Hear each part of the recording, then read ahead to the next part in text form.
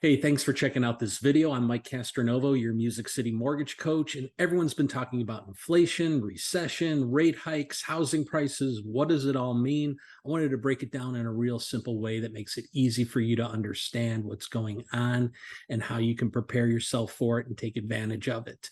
So since I'm a huge coffee drinker, I'm going to use this coffee mug to talk about the fictional land of coffee. So in the land of coffee, they have a treasury that has 1,000 grams of gold, and they print out $1,000 in currency in circulation. So in other words, there's a one-to-one relationship of gold to the currency. Now, I'm not going to get into the gold standard and everything about that.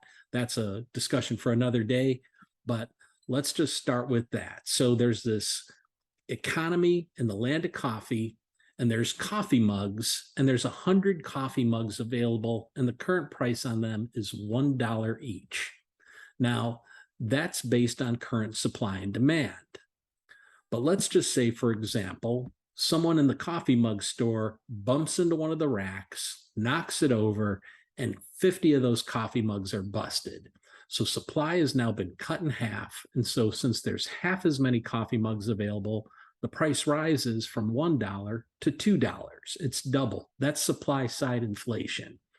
And if the cost of labor and materials stayed the same, there might be an entrepreneur out there that might come along and say, hey, you know what? I'm going to start manufacturing coffee mugs that I can now sell at $2.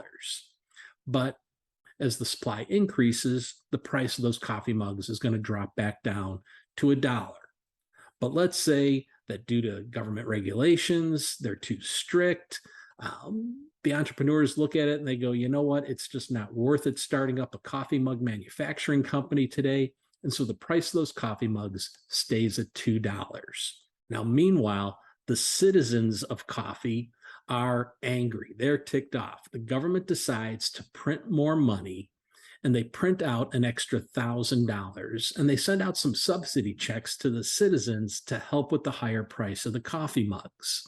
Now, that sounds great the day the checks arrive. However, there's still only 1,000 grams of gold in the treasury.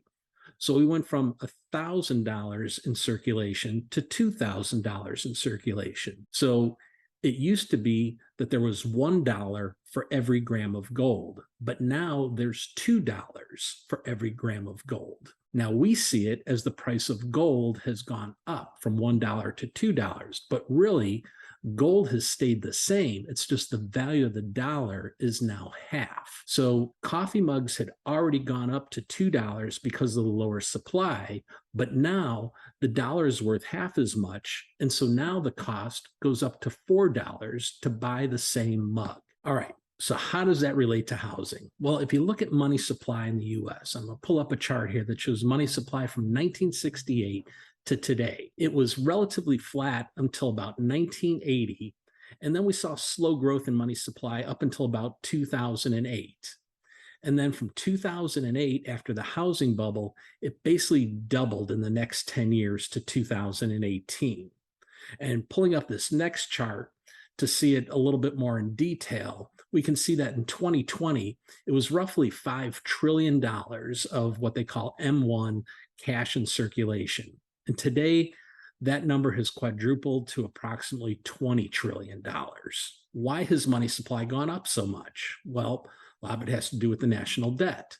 The national debt in 2000 was about $5 trillion. And in 2008, the national debt rose to about 10 trillion based on the bailouts to all the banks. Then in 2020, due to the pandemic, it rose to approximately $27 trillion in national debt. And today, the national debt clock is showing that we're at approximately $30.7 trillion. Now, if you're old enough to remember the 80s and 90s, there was a comment out there in political circles that said a billion here, a billion there. Pretty soon you're talking about really significant money. So how big is a trillion? I mean, we hear billions and trillions talked about, and sometimes it's hard to comprehend, right? So let me put it in perspective for you. 1,000,000 seconds equals 12 days. 1 billion seconds equals 32 years. A trillion seconds equals 31,709 years. Now that's pretty amazing. There's a shortage of housing. Money supply has quadrupled in the last 2 years. So the simplest definition of inflation is too many dollars chasing too few goods. So that would seem to indicate that housing prices are going to go higher.